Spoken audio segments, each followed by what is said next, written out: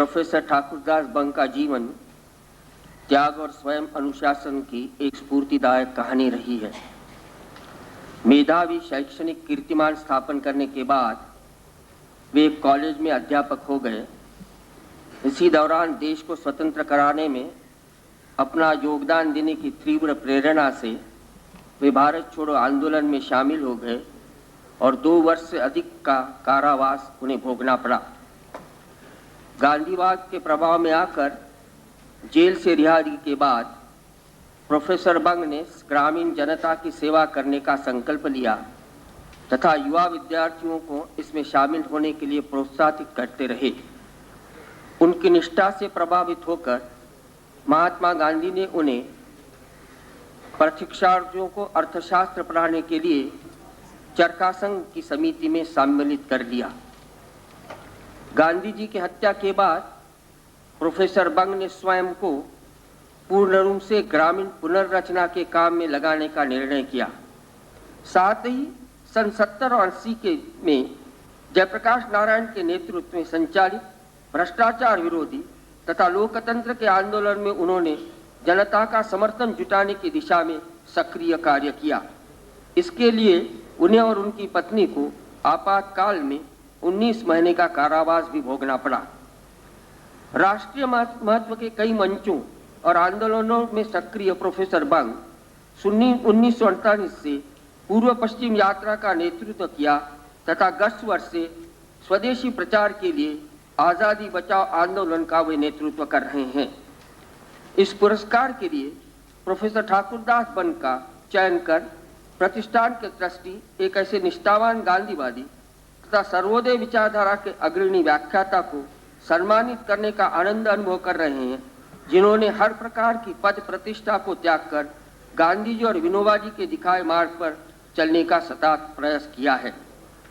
इस साल ठाकुरदास जी बंग अपनी उम्र की अमृत महोत्सव में पदार्पण कर रहे हैं।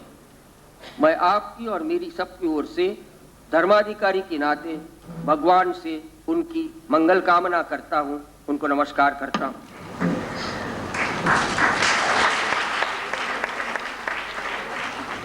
जमनालाल जी बजाज को हम काका जी कहते थे। उनके साथ 1.5 साल उनके आखिरी दिनों में रहने का मुझे सुअवसर प्राप्त हुआ। कई प्रसंग है, लेकिन 5 मिनट की मर्यादा में केवल एक छोटा सा प्रसंग आधे मिनट में मैं सुनाता हूँ। सवेरे 4 बजे बजाजवाड़ी से तो शांति कुटी तक 1.5-2 किलोमीटर का फासला है। हम लोग घूमने को जाते थे, मैं उनके साथ जाता था और कई युवक जाते थे। एक युवक उनके पास में आया था, अमीर घर का, देशभक्ति का पाठ जमनालाल जी सीखने के लिए। बाद में वो कहने लगा कि मैं कुछ कमाऊंगा और कमाने के बाद बचावा समय इस काम के लिए दूंगा। तो मुझे काका जी कहने लगे कि देखो ठाकुरदास, अमीर लोग जिसको कमाने की ज़रूरत नहीं है वो भी कमाने के पीछे पड़े हुए हैं, और गरीब लोग जिन्हें कमाने की निहायत ज़रूरत है वो तो इसमें आएंगे ही नहीं। तो देश को स्वतंत्र करने का काम कौन करेगा? उनकी आंखों में उस समय जो वेदना थी, जो आंसू थे, जो उनकी करुण भाव भंगिमा थी, उसको मैं आज तक भूला नहीं हूँ।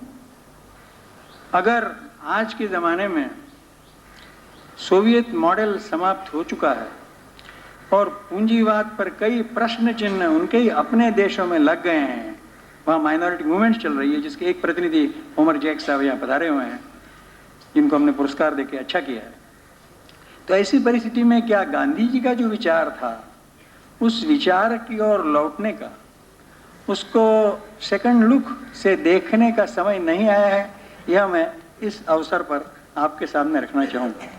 क्योंकि ये जो मॉडल हमने खड़ा किया है, इकोनॉमिक मॉडल, वह इलिटिस्ट है, वह पार्टिसिपेटरी नहीं है जितना होना चाहिए उतना, और वह अमॉरल है, नीति अनीति निरपेक्ष है। गांधी जी ने हमेशा सबके सहभाग की, सत्ता के विकेंद्रीकरण की और नैतिक उपायों से भौतिक उन्नति करने की बात की थी। इस दृष्टि से देखें तो राज्य शक्ति का बहुत ज़्यादा विस्तार हुआ है, लेकिन उसी तादाद में लोक शक्ति क्षीण हुई है, हमारी इच्छा हो या ना हो। और इसलिए अगर लोक शक्ति के द्वारा लोकतंत्र में काम करना हो, और यह हमारा देश दुनिया का सबसे बड़ा लोकतंत्र है, इसे हम भूल नहीं सकते, तो फिर हमें ऐसा पॉलिटिकल मॉडल बनाना होगा, ऐसा इकोनॉमिक मॉडल बनाना होगा इसी डेमोक्रेटिक कॉन्स्टिट्यूशनल ढांचे के अंदर, कि जिससे ये प्रॉब्लम्स हल हो और हम द्रुत गति से विकास कर सकें और विकास की सही हमारी अवधारणा हो। इस दृष्टि से जब तक आप लोगों को, जनता को विश्वास नहीं करेंगे, ट्रस्ट नहीं करेंगे, और जब तक उनको दायित्व नहीं सौंपेंगे उनके गांव के या शहर के, मोहल्ले के विकास का, ग्राम सभा को, किसी व्यक्ति को नहीं, मोहल्ला सभा को, और जब तक विकास की सही परिभाषा हमारी नहीं होगी, इससे विकास के फल किसको मिलने चाहिए पहले, तब तक इस विषय में ऐसे ही चलने वाला है। इस दृष्टि से सत्ता के विकेंद्रीकरण की, गांव को, ग्राम सभा को, अपना देश कृषि प्रधान, ग्राम प्रधान होने से मैं गांव की बात कर रहा हूं, ग्राम सभा को जल, जंगल और जमीन के संसाधन फौरन सौंपे जाने चाहिए। मैं अतीत में जाऊं तो कह सकता हूं कि 300 साल पहले, 200 साल पहले, अंग्रेजों के आने के पहले जल, जंगल, जमीन सब ग्राम समाज की मालकियत के अंदर थे। गांव उसका मालिक था, सरकार नहीं, राजा नहीं, नवाब नहीं। अंग्रेजों ने उसे जबरदस्ती से छीन लिया, और हमारी सरकार भी 45 सालों से इसी मॉडल पर चल रही है। इसलिए let us get off their backs, Tolstoy की भाषा कह रहा हूं तो, और उनको उनकी बात सौंपिए। और पॉलिटिकल पार्टी जो कर रही है कि आप हमें वोट दे दो, सब कुछ ठीक हो जाएगा, सब पार्टियां कमोबेश वही कहती है। इसके बजाय अब यह कहने का समय आया है कि हम 45 साल में सब पॉलिटिकल पार्टियां, हमारा एलिटिस्ट मॉडल फेल हुआ है, जितना आगे जाना चाहिए उतना आगे नहीं गया है, अब आप इस जिम्मेवारी को उठाओ। इस प्रकार के सत्ता के विकेंद्रीकरण की पहल किए बिना और उन्हें दायित्व, आर्थिक संसाधन और अधिकार, वाजिब अधिकार दिए बिना विकास कैसे होगा और हमारी समस्याओं कैसे सुलझाएंगे, मेरी समझ में नहीं आता। साथ साथ एक बात हमको और करनी होगी कि हमको खुद को पीछे रखना होगा, समाज सेवकों को, राजनेताओं को, प्रसिद्ध व्यक्तियों को पीछे रखना होगा, और जनता में से गुणी लोगों को आगे आना होगा। जब तक हम ऐसा सेल्फ डिनाइंग ऑर्डिनेंस अपने लिए नहीं लगाएंगे, तब तक जो लिम्ब, शरीर का जो अवयव सैकड़ों सालों के निगलक के कारण एट्रोफीड हो गया है, जिसने फंक्शन करना बंद कर दिया है, उसकी शांति से, धीरज के साथ में, त्याग के साथ में मालिश करनी होगी, जिससे वो फिर से उस लाइफ में आवे और अपनी जिम्मेवारी को समझे। इस दृष्टि से आर्थिक क्षेत्र में स्वदेशी आंदोलन, हम जहाँ रहते हैं उसके इर्द गिर्द जो चीज़ें बन रही है उन्हीं को खरीदना, और राजनैतिक दृष्टि से पार्टिसिपेटरी डेमोक्रेसी का मॉडल, वोटर्स को समझाना, उनका कॉन्शंटाइजेशन करना, उन्हें ऑर्गेनाइज करना, वे ऐसी स्थिति में आवे जिससे कि वे स्वयं अपने कैंडिडेट्स खड़े कर सकें कुछ मूल्यों के आधार पर। इस प्रकार से वैल्यू बेस्ड पॉलिटिकल कल्चर और वैल्यू बेस्ड इकोनॉमी की ओर हम कदम नहीं बढ़ाएंगे, तब तक मेरे ख्याल से देश की जो तरक्की होनी चाहिए, इस लार्जेस्ट डेमोक्रेसी ऑन अर्थ पर जो जिम्मेवारी है, वो पूरी नहीं होगी।